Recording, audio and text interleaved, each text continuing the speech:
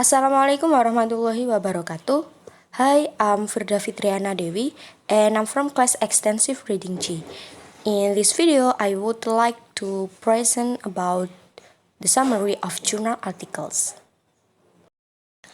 So, in this meeting, I would like to talk about two journal articles. The first journal article is by the title Integrating Reading and Writing Through Extensive Reading, and the next is the learning strategies used by EFL students in learning English. So, let's get started. The first journal article.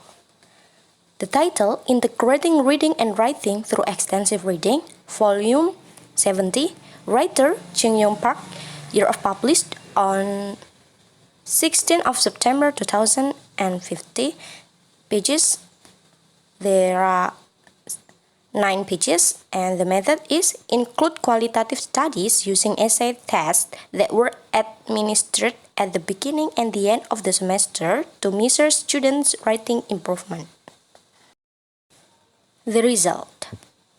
2 classes were compared in terms of writing improvement after 1 semester.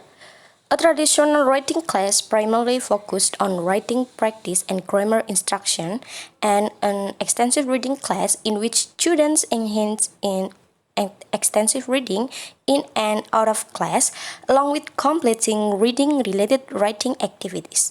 Essay tests were administered at the beginning and the end of the semester to measure students' writing improvement. The study found that although both classes demonstrate writing improvement after 1 semester, students who were exposed to more input through extensive reading gained significantly higher holistic score in their post-essay test.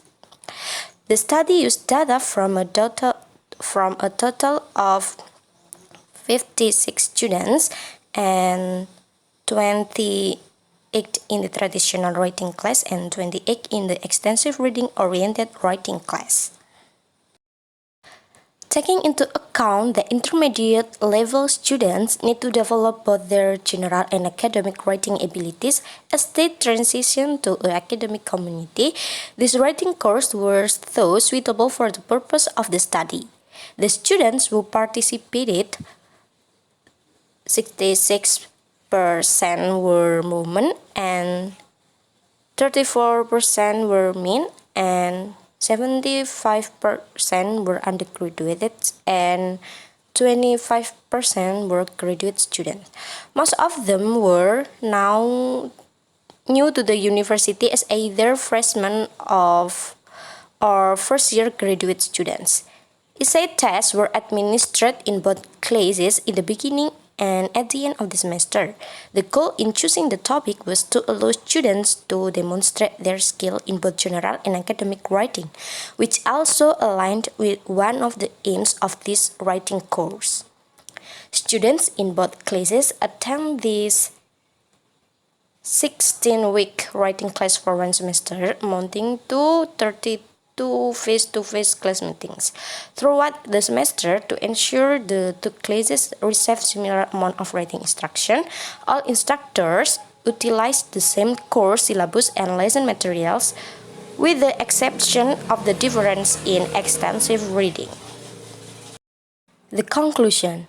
Results suggest effectiveness of extensive reading for developing writing ability, but results should be interpreted with caution. Time-related concern may still be issued in many higher education contexts. Extensive reading can be implemented flexibly and tailored to specific curricula. The number of reading and writing tasks can also be tailored to learners' specific needs. Now, let's continue to the second journal article. Here is the second journal article, titled The Learning Strategies Used by EFL Students in Learning English, Volume 6, Issue Number 1, Writer Dinda Hartina Megasartika, Asi Santi Hastuti, and Eka Wahyuningsih, year of published in 2019, and 11 pages. The method is, this was a survey designed with a questionnaire as the instrument. The participants were 40 students consisting of 20 successful students and 20 unsuccessful students of 10th grade in SMAN 2 Jember.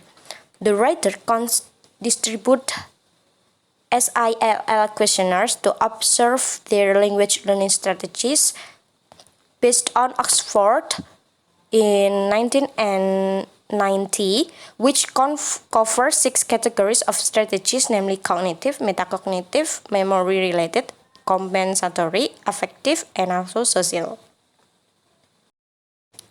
The result. The statistical analysis showed that metacognitive became the most frequently learning strategy used by successful students in scale of high use, while the unsuccessful students were medium user of cognitive strategy.